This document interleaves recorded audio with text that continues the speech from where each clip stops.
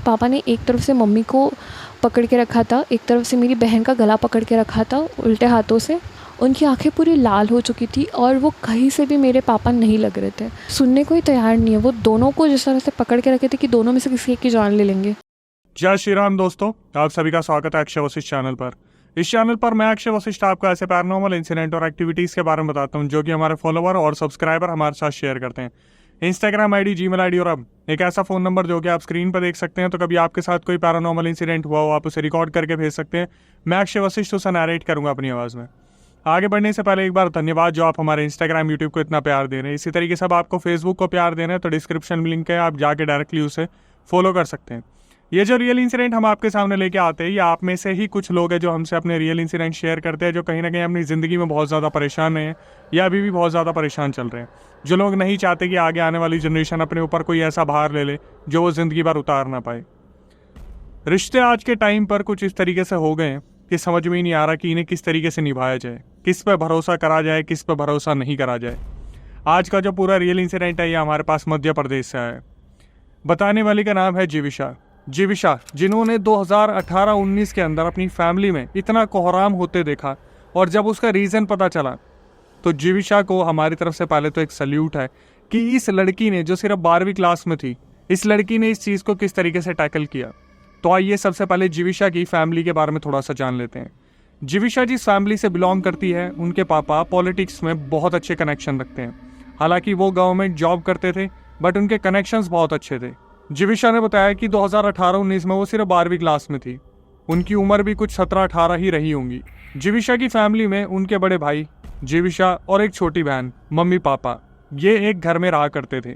उस टाइम पर ये रेंट पे रहा करते थे, लेकिन इनके पापा बहुत अच्छा कर रहे थे, जॉब में सब कुछ सही चल रहा था और इनके घर में ये बातचीत चलती रहती थी कि क्या नया घर के लिए मंगवाना है, कभी फ्रिज, कभी एलईडी, कभी कुछ ना कुछ। और रिलेटिव जो थे इस चीज़ को ऑब्जर्व किया करते थे कि ये फैमिली कितनी खुशहाल तरीके से रहती है। जीविशा ने बताया कि अक्षय भाई 2018-19 में मैं 12वीं क्लास में थी और सब कुछ बहुत अच्छा चल रहा था। मतलब हमारी लाइफ में किसी चीज़ की कमी नहीं थी और पापा की जो जॉब थी इतनी अच्छी चल रही थी कि हम प्लान कर रहे थे कि 2020-21 में हम खुद का घर ले लेंगे। रिलेटिव्स का घर में हमेशा आना जाना लगा रहता था और वो प्यार भी उतना ही किया करते थे। जीविशा ने बताया कि अचानक से उनकी लाइफ में जैसे एक तूफान सा आ गया।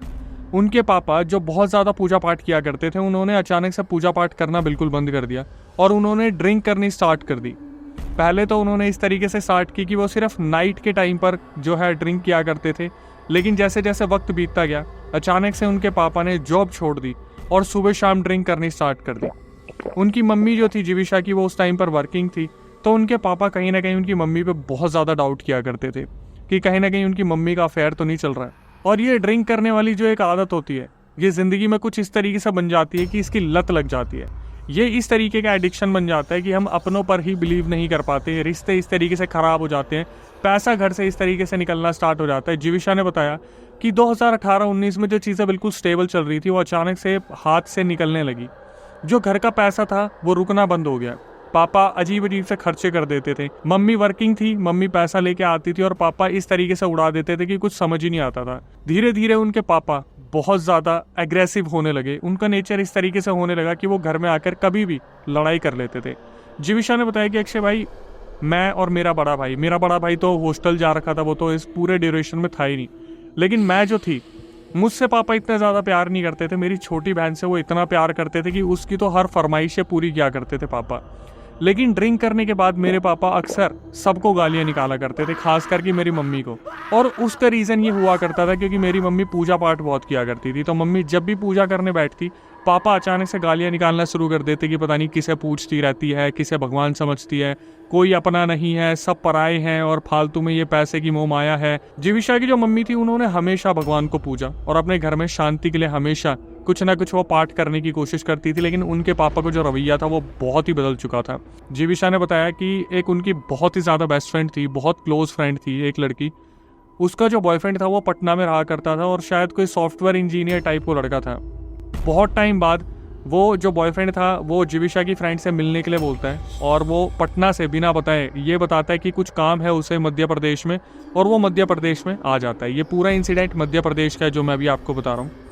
तो जीविशा ने बताया कि मेरी जो बेस्ट फ्रेंड थी वो इतनी ज़्यादा क्लोज थी, उसने मेरे को अप्रोच किया कि तू मेरे साथ चल। हालांकि ठीक है, जीविशा ने बताया कि अभी 12th के एग्ज़ाम थोड़ा सा दूर थे, तो हम दोनों मिल के गए और उस लड़के से हम एक रेस्टोरेंट में मिले।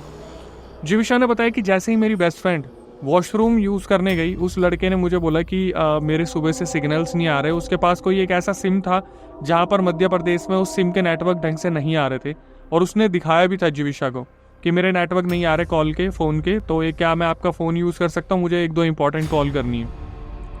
जीविशा ने पहले तो एक बार इधर उधर देखा कि वो बेस्ट फ्रेंड अगर आ जाए तो शायद इनकी आपस में बातचीत करवा के कॉल करवा दे, लेकिन जब जीविशा ने देखा कि बेस्ट फ्रेंड को टाइम लगेगा तो जीविशा ने अपना फ़ोन हैंड ओवर कर दिया। जीविशा बिल्कुल नज़र बनाए बैठी हुई थी। वो जो लड़का था, जो बॉयफ्रेंड पटना से आया था, वो 10 मिनट तक उसने फ़ोन पर बात की होगी और वापस आके बड़े ही तहजीब से जीविशा को वो फ़ोन वापस दे दिया। अब यहाँ से देखिएगा कि कैसे ज़िंदगी जो है पलटवार करती है। अब वो जो लड़का था, वो जाने से पहले जो गिफ्ट अपनी गर्लफ्रेंड के लिए लेके आया था, वो आधे गिफ्ट जीविशा को देने के लिए फोर्स करता है, और वो जो गर्लफ्रेंड थी वो भी बोलती कि ठीक है ना, ले ले, इसको बिहेवियर बहुत ज़्यादा पसंद आया, तेरा रहन सहन बहुत अच्छा है, तेरे से बातचीत करके इसे बहुत अच्छा लगा, इसलिए कहीं ना कहीं तेरे को आधे गिफ्ट दे रहा है। हालांकि कोई भी लड़की ऐसा शायद ही बर्दाश्त करेगी मेरे हिसाब से, तो ये तो आप कमेंट सेक्शन में मेंशन कर सकते हो। उस दौरान क्या हुआ, जीविशा ने इस चीज़ को ऑब्जर्व किया कि वो जो लड़का था वो अपनी गर्लफ्रेंड से कम बात कर रहा था और जीविशा की तरफ बहुत ज़्यादा अट्रैक्ट हो रहा था। इसके बाद जो एक चीज़ ऑब्जर्व करने वाली थी, जो जीविशा ने बताई कि उनकी जो बेस्ट फ्रेंड का बॉयफ्रेंड था वो उससे बात कम करता था। जीविशा के पास उसके बहुत कॉल आते थे। जीविशा ने बताया कि ऑलरेडी उसका एक बॉयफ्रेंड था जिससे वो बातचीत किया करती थी। हालांकि सीरियस रिलेशनशिप नहीं था, लेकिन जैसे होता है ना कि हाँ ठीक है, बातचीत हो रही है किसी से तो बॉयफ्रेंड बन जाता है। लेकिन वो जो बेस्ट फ्रेंड का जो बॉयफ्रेंड था वो बहुत ज़्यादा जीविशा को अप्रोच करने लगा, सुबह शाम कॉल करता, तो जीविशा कभी कभी इग्नोर कर देती, उन्हें बोल भी देती कि मैं अभी कहीं जा रही हूँ, आ रही हूँ, घर पे हूँ, ऐसे हूँ वैसे हूँ। अब इसके बाद क्या हुआ, वो जो लड़का था पटना वाला, वो जीविशा को बहुत ज़्यादा फोर्स करने लगा कि मुझसे बात करो, मैंने बोला ना मुझसे बात करो, मुझे तुमसे बात करनी है। और जीविशा कभी कभार बहुत ज़्यादा इरिटेट हो जाती थी, वो बोल देती थी कि आप पागल हो क्या, आपको पता है कि आपकी गर्लफ्रेंड है और वो मेरी बेस्ट फ्रेंड है, आप मुझे इस तरीके से क्यों अप्रोच कर रहे हो। लेकिन वो जो लड़का था वो इतना पागल हो चुका था, वो हमेशा यही बोलता था कि अगर तुमने मेरी बात नहीं मानी तो मैं तुम्हारी इमेजेस लीक कर दूंगा, तुम्हारी चैट्स लीक कर दूंगा, तुम्हारा फेसबुक इंस्टाग्राम हैक कर लूँगा। और जीविशा ने बोला कि अक्षय भाई आप बिलीव नहीं करोगे, मुझे तो इन चीज़ों का पता भी नहीं था, मुझे कोई आइडिया भी नहीं था कि ऐसा भी होता है क्या। और उस लड़के ने 5 मिनट के अंदर मेरा फेसबुक हैक कर लिया, मेरा इंस्टाग्राम हैक कर लिया। मुझे पता ही नहीं चला कि ये लड़का क्या कर रहा है, कैसे कर रहा है और क्यों कर रहा है। जीविशा ने बताया कि जब ये सारी चीज़ें उनके फ़ोन में होने लगी, वो अचानक से लॉग आउट हो गई हर जगह से। उन्होंने बहुत सारे अपने फ्रेंड्स को कांटेक्ट किया, बहुत सारे ऐसे टेक फ्रेंड्स को जो कहीं ना कहीं अकाउंट रिकवर करवाते, लेकिन वो सारे फ्रेंड्स नाकामयाब हो गए। और उसका रीज़न क्या था, जब भी वो फ्रेंड्स कहीं ना कहीं अटैम्प्ट करते फेसबुक में लॉगिन करने का, तो वो देखते कि जीविशा का ईमेल एड्रेस और फ़ोन नंबर दोनों ही डिस्कनेक्टेड है। मतलब जिस भी इंसान ने जीविशा का अकाउंट लॉगिन किया था उसने उनके प्राइवेट डिटेल्स वहां से हटा दिए थे। और इन सब चीज़ों के बावजूद जीविशा जिन चीज़ों से परेशान थी कि उनके घर में ऑलरेडी उनके पापा इतना सब कुछ करते थे, वो ड्रिंक करने के बाद जीविशा की मम्मी पे हाथ उठाते, उनकी बहन को डांटते, उन पर भी हाथ उठाना शुरू कर दिया, घर में इस तरीके से माहौल चल रहा था। इन चीज़ों के अंदर ये जो नई आफत आई थी, जीविशा इनमें बहुत बुरी तरीके से बंध गई थी और जीविशा को बिल्कुल भी समझ नहीं आ रहा था कि वो अब इन सब चीज़ों से बाहर कैसे निकलेगी। जीविशा ने बताया कि अक्षय भाई कहीं ना कहीं मेरी ज़िंदगी में ये चीज़ें बहुत बुरी तरीके से चल रही थी। एक तो घर में पापा के ड्रामे और उसके बाद वो जो लड़का ब्लैकमेल कर रहा था। तो जब मेरे 12th के एग्ज़ाम आए, बड़ी मुश्किल से मैंने एग्ज़ाम दिए और मैं जो एक टॉपर लड़की थी, बहुत अच्छा पढ़ा करती थी, 12th में पहली बार मेरी कंपार्टमेंट आ गई। मैंने अपने पेरेंट्स को बताने की कोशिश की कि मेरे साथ क्या हो रहा है, लेकिन मुझे ऐसा लगता है कि शायद अगर ये चीज़ घर में खुलेगी तो मेरे पापा को लगेगा मेरा ही इस चीज़ में हाथ है। एक दिन की बात है, जीविशा ने बताया कि भाई मेरी एक कज़न आ रखी थी और वो जो पटना वाला लड़का था वो बैक टू बैक मुझे कॉल कर रहा था। मैंने अपनी कज़न को बस ना दिखाने के लिए कि मैं इन सब चीज़ों में नहीं हूँ, मैंने फ़ोन स्विच ऑफ कर दिया। और उस लड़के ने क्या करा, मेरी सारी फ़ोटोज़ जो सिंगल फ्रेम में क्लिक थी, जहाँ पर ऐसे में क्लिक करवाती थी, उस लड़के ने सारी उसे एडिट करके मेरे पापा को भेज दी। मेरे और मेरे बॉयफ्रेंड की चैट भी एक्सपोर्ट करके सारी की सारी मेरे पापा के नंबर पे भेज दी। उस लड़के ने मेरा पूरा फ़ोन हैक कर रखा था, उसके पास सारी कॉन्टैक्ट लिस्ट, उसके पास इमेजेस का एक्सेस था, हर चीज़ का एक्सेस था, उसने मेरे पापा के पास भेज दी। पापा इस चीज़ को देखकर इस तरीके से रिएक्ट करेंगे मैंने कभी नहीं सोचा था। पापा ने मुझे बहुत बुरी तरीके से मारा। जीविशा ने बताया अक्षय भाई पापा ने इतनी बुरी तरीके से मुझे मारा, इतनी बुरी तरीके से मारा जैसे कोई चोर होता है ना, वो पकड़ा जाता है, बहुत बड़ी चोरी करते हैं, जैसे पूरे मोहल्ले की चीज़ें चोरी की हो, इतनी बुरी तरीके से मारा। और मैं अपने पापा को समझाने की कोशिश कर रही थी कि पापा ये लड़का मुझे ब्लैकमेल कर रहा है और मेरा इसमें कोई भी इन्वॉल्वमेंट नहीं है, मेरे साथ ये चीज़ें हो रही हैं, आपको मेरी तरफ होना चाहिए। और उनके पापा ने कुछ भी नहीं सुना। अब हुआ क्या, 2 दिन बाद उनके पापा अपने दोस्तों के साथ कहीं लखनऊ गए किसी काम के लिए। जॉब तो वैसे ही नहीं थी, लेकिन अपने दोस्तों के साथ उठना बैठना उनका बहुत ज़्यादा था। लखनऊ जाने के बाद जो जीविशा थी, उन्होंने अपनी मम्मी से बात करी और मामा जी को बुला लिया। मामा जी को इन्होंने बुलाया और उसके बाद ये लोग पुलिस के पास गए, वुमेन सेल के पास गए और वहाँ पर इनके पापा के लिए कंप्लेंट दर्ज करवाई, जहाँ पर अरेस्ट करने के लिए बिल्कुल नहीं बोला। ये बोला कि आप धमकी दे दो कि पापा को कैसे भी समझ में आ जाए कि ये जो हाथ उठाने वाली चीज़ है ये गलत है। पुलिस वालों ने इस चीज़ का आश्वासन दिया और वुमेन सेल वालों ने आश्वासन दिया कि अगर ऐसा कुछ होगा तो इमरजेंसी आपके पास नंबर है, आप कभी भी कॉल कर देना, इमरजेंसी के तौर पे हम वहाँ पर पहुँच जाएंगे। ये लोग घर वापस आते हैं और इनके पापा जब लखनऊ से वापस आते हैं तो पुलिस वाले उन्हें बताते हैं कि ऐसे ऐसे आपके खिलाफ कंप्लेंट है कि आप अपनी ही वाइफ को इतना टॉर्चर करते हो, बच्चों को टॉर्चर करते हो। और जीविशा ने बताया, अक्षय भाई आप बिलीव नहीं करोगे, जब मेरे पापा लखनऊ से आए और पुलिस वालों ने उनसे बात की तो वो बिल्कुल काम हो गए, बिल्कुल काम। ऐसा लग रहा था जैसे ये मेरे पापा है और इससे पहले जो इंसान घर पे रहता था वो मेरे पापा थे ही नहीं। लेकिन ये चीज़ें भी 2 दिन तक थमी, उसके बाद फिर दोबारा घर में यही चीज़ें शुरू हो गई और उस लेवल पे चली गई जहाँ पर जीविशा को लगा कि अब शायद उन लोगों का बचना इस घर में पॉसिबल नहीं है। अचानक से इनके पापा जो थे वो घर में घुसते हैं और बहुत ज़्यादा ड्रिंक कर रखी थी उन्होंने, पता नहीं वो कहाँ से ड्रिंक करके आए थे, और सीधा घर में घुसते ही उन्होंने अचानक से बोलना शुरू कर दिया कि इस घर में पता नहीं मैं कैसे रह रहा हूँ, मेरी पूरी ज़िंदगी नर्क हो गई इस घर में रहते रहते। और अचानक से जीविशा की तरफ उंगली करके बोले कि इस लड़की ने मेरी ज़िंदगी नर्क कर दी, मेरी बाहर नाक कटवा दी, कोई मुझसे अच्छे से बात नहीं कर रहा, सब मुझ पर थू थू कर रहे हैं। जीविशा ने बोला, भाई आप बिलीव करोगे, ये जो पूरा इंसिडेंट हो रहा था और जो वो लड़का कर रहा था पटना वाला, ये हमारे घर तक सीमित था, किसी को भी नहीं पता था मेरे मामा के अलावा। मेरे पापा ने इतना बड़ा मुद्दा बनाया कि जैसे पूरे मोहल्ले को ये चीज़ पता है कि मेरे साथ क्या हो रहा है क्या नहीं हो रहा। मेरे पापा ने सीधा मेरी छोटी वाली बहन का गला पकड़ा, मम्मी का गला पकड़ा और उन्हें बिल्कुल मारना शुरू कर दिया। जीविशा ने जब अपनी पापा की आंखों में देखा तो उनके पापा की आंखें ऐसे लाल हो रखी थी, भट्ट लाल, जैसे उनमें से अभी खून टपक पड़ेगा।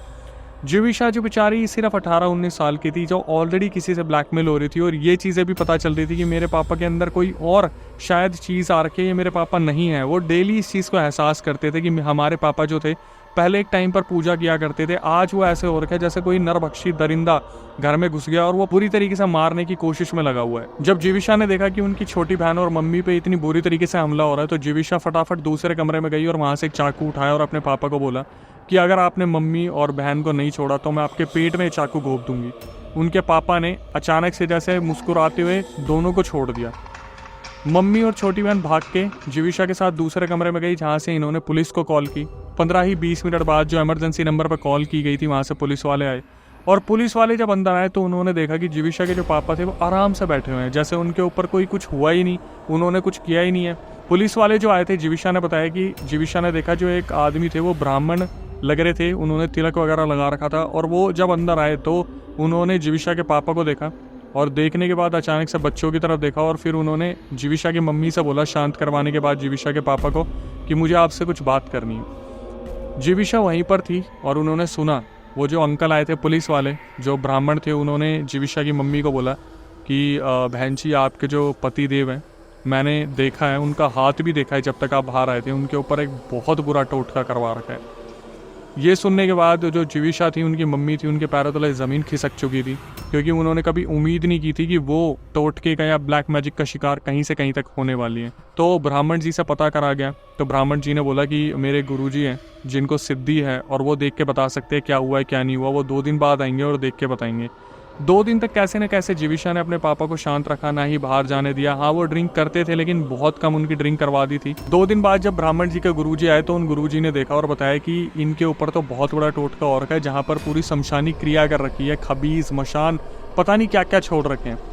तो जब इन्होंने पूछा कि किसने करवाया तो गुरुजी ने पहले बोला कि हमें इनके सॉल्यूशन पे काम करना है, अभी 3 दिन बाद जो है पूजा पाठ होगा इस घर में, और जीविशा की तरफ इशारा करा कि इस बच्ची को घर में मत रहने देना, अगर ये बच्ची घर में रहेगी पूजा पाठ के दौरान तो इसकी जान को खतरा है, इसके पापा की जान को खतरा है। मतलब कहीं ना कहीं जो भी ब्लैक मैजिक टोटका कर रहा था वो जीविशा को टारगेट बना रहा था, क्योंकि जीविशा एक टाइम पर पढ़ने में बहुत अच्छी थी। हालांकि अब उनकी कंपार्टमेंट आई थी और उनका जो डिस्ट्रैक्शन था इतना ज़्यादा बढ़ गया था क्योंकि ब्लैकमेल एक तरफ से वो हो रही थी। तो जीविशा उस दिन नहीं थी जिस दिन पूजा पाठ हुई, लेकिन जीविशा ने अपनी मम्मी से पूछा कि उस दिन हुआ क्या। जब गुरुजी वहाँ पर आए तो गुरुजी को उनकी मम्मी ने बताया कि इनको खून की उल्टी होती है, और जीविशा और उनकी छोटी बहन को इस बारे में कोई अंदाज़ा ही नहीं था। और वो भाई जो घर में था ही नहीं, वो तो हॉस्टल में पढ़ रहा था, उसको कुछ मालूम ही नहीं था। जीविशा को ये चीज़ बाद में पता चली कि उनके पापा को अचानक से खून की उल्टियाँ पड़ा करती थी और उनकी हेल्थ इतनी कमज़ोर चल रही थी। तो जब गुरुजी ने वहाँ पर पूजा पाठ शुरू की तो उनके पापा बिल्कुल नॉर्मल थे।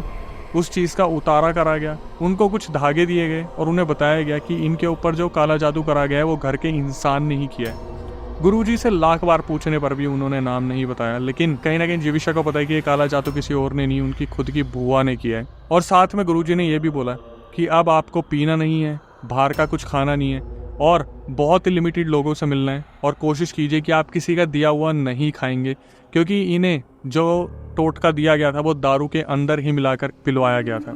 इसके बाद जो चीज़ें होने वाली थी वो ब्लैकमेलिंग का टॉपिक रह गया था। अब वेट हो रहा था इनके पापा के रिकवर होने का, क्योंकि इनके पापा अब उस इंसान से खुद निपटने वाले थे जो जीविशा को ब्लैकमेल कर रहा था। आगे बढ़ने से पहले एक चीज़ मैं आपको बताया था कि जब जीविशा की मम्मी ने ये चीज़ पूछी कि इतना बड़ा हमला अगर हुआ तो उनके हस्बैंड बच कैसे गए, तो गुरुजी ने बताया कि जिस तरीके से जीविशा की मम्मी पूजा पाठ करती है, उनकी पूजा पाठ कहीं ना कहीं उनके हस्बैंड को बचा रही थी। और बीच बीच में जीविशा ने हर बार ये चीज़ मेंशन की थी कि मेरी मम्मी की तबीयत बहुत ज़्यादा ख़राब रहती थी, क्योंकि वो वाइफ थी जीविशा के पापा की, तो उनके ऊपर बहुत ज़्यादा हमले होते थे। मतलब उनकी वाइफ, मतलब जीविशा की जो मम्मी थी, वो सारे हमले अपने ऊपर ले जाती थी जो भी उनके हस्बैंड पे होने वाले थे कहीं ना कहीं, क्योंकि उनकी वो अर्धांगिनी थी। ये चीज़ें ख़त्म हुई जब उन्होंने ये दारू पीनी छोड़ी और बाहर का खाना छोड़ा, बहुत लिमिटेड लोगों से मिलना शुरू करा। 3 हफ्ते बाद उनके पापा पूरी तरीके से रिकवर हुए और फिर उस इंसान के पीछे पड़ा गया जो इंसान जीविशा को ब्लैकमेल कर रहा था। वो इंसान एक पटना का कोई सॉफ्टवेयर इंजीनियर था जो उनकी बेस्ट फ्रेंड का बॉयफ्रेंड हुआ करता था। उसने उसी दिन से उस लड़की से ब्रेकअप कर लिया जो जीविशा की बेस्ट फ्रेंड थी और वो जीविशा के पीछे पड़ गया था। बहुत ज़्यादा रिसर्च करने के बाद पता चला जीविशा के फ़ोन में उस इंसान ने जो 10 मिनट की कॉल की एक्टिंग कर रहा था, एक एप्लीकेशन इंस्टॉल कर दी थी जो रूट डायरेक्टरी में की थी। मतलब अगर आप बार बार फ़ोन रीसेट भी करोगे तो जब आप वापस कहीं ना कहीं लॉगिन करोगे तो वो एप्लीकेशन उभर के वापस आ जाएगी जहाँ से पर्सनल डिटेल जो है निकाली जाती थी। ये सब होने के बाद उस लड़के को पकड़ा गया जो पटना में छुप के रह रहा था और पता चला कि 200 से ऊपर लड़कियों के साथ उसने ये इंसिडेंट कर दिए हैं। जब उस इंसान को पकड़ा गया जो ब्लैकमेलर था, जीविशा के पापा ने अपनी पूरी ताकत लगा दी उस इंसान को पिटवाने में, तुड़वाने में, और बुरी तरीके से तुड़वाया। आज के टाइम पर वो जेल में सड़ रहे हैं। अब जब यहाँ तक आपने ये वीडियो देख ही ली है तो उन लोगों के लिए ये धमकी जो लोग ब्लैकमेलिंग पे और ऐसी चीज़ों पे भरोसा करते हैं, हैकिंग जैसी चीज़ों पे जहाँ पर आप दूसरों के पर्सनल लाइफ को, पर्सनल मूवमेंट्स को बदतर बनाने में यकीन रखते हैं, तो एक दिन आपकी ऐसी तोड़ाई होगी, ऐसी पिटाई होगी, ऐसी धुनाई होगी जहाँ पर वो चीज़ आखिरी बार होगी। आप एक क्रिमिनल है अगर आप ऐसी चीज़ें कर रहे हैं तो किसी के साथ, जहाँ पर उसका फ़ोन हैक किया या फिर उसकी पर्सनल डिटेल्स निकाली। और मेरी नज़र में इनसे लिच्चड़ कोई भी नहीं हो सकता, क्योंकि ये लोग कभी नहीं सोचते कि सामने वाला इंसान कहीं ना कहीं इन चीज़ों की वजह से अपनी ज़िंदगी ख़त्म कर सकता है और उसके माँ बाप धरे के धरे रह जाएंगे।